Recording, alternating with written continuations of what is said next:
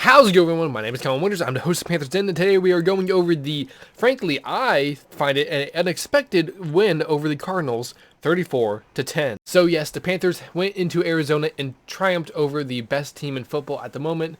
Granted, both teams were battered, and eventually the Cardinals were down to their third-string quarterback, but this is still a great win for the Carolina Panthers. And now, not only is this a good win for our record and for our playoff hopes to try to clinch a wildcard spot, this is just good for the Panthers fandom. Why? Because we finally saw our old quarterback come in and score on his first 2 touches when it came to playing in his old uniform.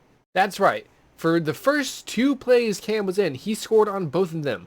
So that means he scored 14 points in his first 2 touches back on the Carolina Panthers, one being a run and the other being a pass to Robbie Anderson. Without any further ado, I'm going to go straight into the stats for the game. First, we're going to go over the Panther stats because, honestly, I'm quite happy with them. First things first is to go over passing, and of course, we had PJ Walker starting for most of the game. He threw most of the passes, and honestly, he didn't do too bad. He went for 22 completions out of 29 attempts, 167 yards, no touchdowns, and 1 interception.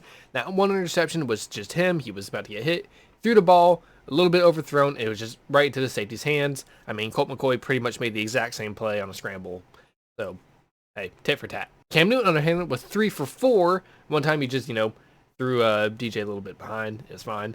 And then he went for 8 yards and, of course, that 1 touchdown. When it came to our rushing stats, oh my God, was it a day for Christian McCaffrey. Christian McCaffrey went for 13 carries, 95 yards, 7.3 average. Chuba Hubbard went for 9 for 27, 3.0 average, and then 1 touchdown. Amir Abdullah went for 9 for 24, 2.7 average. Cam Newton went for 3 for 14, 4.7 average with a 1 touchdown. And then PJ went for 3 for 6. On the receiving end, McCaffrey was also reigning supreme. 10 receptions for 66 yards. Robbie Anderson had 4 for 37 and 1 touchdown. Amir Abdullah had 4 for 27. For this game, they actually did lock down DJ Moore quite well. DJ Moore wasn't able to get the, usually big open holes that he's able to run through because finally people are starting to give to DJ Moore the respect of how dangerous he is and are starting to lock him down because he only went for 4 for 24. Brandon Zisher went for 2 for 18. Tommy Trifle went for 3, and then Terrace Martin Jr. had a drop, but I mean, he was just covered pretty well. The defense, though, the defense was phenomenal. And yes, they were using their backup and third-string QB,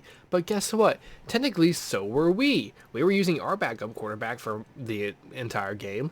So this game, still, incredible job by the Panthers, especially when it came to the defensive coordination. The defense, of course, pretty much not allowing anything over the air. Running game got through a few times, but otherwise it was fantastic. I mean, how else do you explain only, being able to hold your team to 10 points? That's amazing. Shaq Thompson had 4 tackles for 2 assisted, 1 sack. Jeremy Chin had 4 tackles. Hassan Reddick 3 for 1, 1.5 sacks. AJ Bouye had 3 for 1. Dante Jackson had 3 for 1 and 1 interception. Miles Hartfield had 2 for 3. Jermaine Cutter had 2 for 2. Bravian and Roy had 2. Keith Taylor had 2. 1 for 1 for Derek Brown. 1 for 1 for Yetur Gross-Matos. 1 for 1 for CJ Henderson. Marquise Haynes had 1 tackle and 1 sack. Sean Chandler had 1. Julian Stanford had 1. Daquan Jones had 2 assisted. Morgan Fox 1 assisted. But he also had the half sack, and he also picked up the fumble from a Hassan Reddick sack. Justin Burris had 1, he is back on the field. Fantastic. Really helped us there. Frankie Louvu had assisted. And then, of course, when it came to some fumbles given up, we had offensive players on here, but there were some fumbles given up by the Panthers. There was there was one just really weird botched handoff.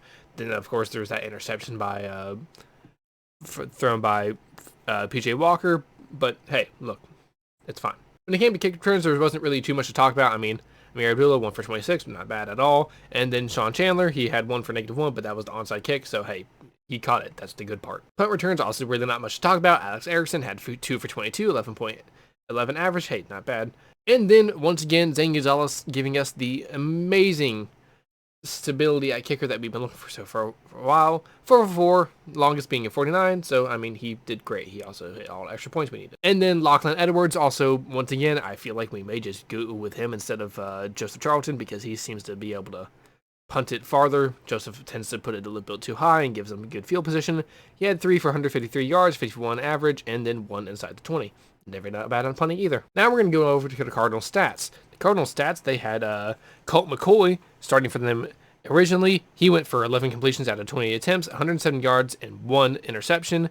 But after he got injured, went to the medical tent, and then went to the locker room. They had Chris Streveler. He went for 6 completions out of 9 attempts, nice, with only 36 yards. When it came to rushing, the defense held them pretty well there. 10 carries for 39 yards and 1 touchdown for James Conner. Eno Benjamin had 6 for 22. Chris Streveler had 2 for 4. Rondell Moore had only 1 for 1, and then Colt McCoy had 1 for -1. When it came to Cardinals receiving, Christian Kirk was the man of the year. 7 receptions for 58 yards. Zach Ertz had 4 for 46. James Keller had 3 for 25. Rondell Moore had 2 for 10, and then AJ Green had 1 for 4. Once again, AJ Green could have had more if he turned around and looked for the fucking ball, but hey, he just didn't. And honestly, the Cardinals defense didn't do bad. It was just the fact that they constantly got put in bad field position areas. It's almost like the last game with the Patriots for the Panthers. But yes, the Cardinals defense didn't do bad. Jordan Hicks, 8 for 2. Jalen Thompson had 5 for 1 interception. Isaiah Simmons had 4 for 4. Zach Allen, 4 for 1. Jordan Phillips, 4. Buda Baker, 3-2. Brian Murphy, 3-1. Robert Alford, 3. Marco Wilson, 2-1. Zaven Collins had 2. Michael Dogby, I'm going to say Dogby, had 2. Chandler Jones had 2. Devon Kennard had 2. Leaky Fotu, I like that name, had 1 for 2. Dennis Gardeck, 1-1. Corey Peters, 1-1. Tanner Vallejo, I'm going to say Vallejo, had 1 for 1. Marcus Golden had 1. Zach Kerr had 1. Zach Kerr is also a former Panther. Deontay Thompson had 1. Joe Walker had 0-1. And then after that, of course, when it came to turnovers, there are a few offensive guys that are on there. Kick returns, Eno Benjamin actually did a pretty good job when it came for kick returns. 255 yards, 27.5 average, not bad for him. Punt returns, also the same thing. Greg Dortch, he had 3 for 24, 8 average, not terrible. And Matt Prater, he did what he had to do. He only had to kick once and kick 1 extra point. He did that just fine. And then Andy Lee, the man who looked so depressed on the fucking sideline. If you were watching the game, he's just sitting there like, I mean, can you blame him? He did well when it came to punting, 495 yards, 48.5 average, 2 inside the 20. So, hey, your punter played well. Now going into the team stats, we had 341 total yards to their 169. Not nice when it comes to them, but pretty nice when it comes to us. We had 175 passing yards to their 104. We had 166 rushing yards to their 65. We had 4.9 yards per play to their 3.2.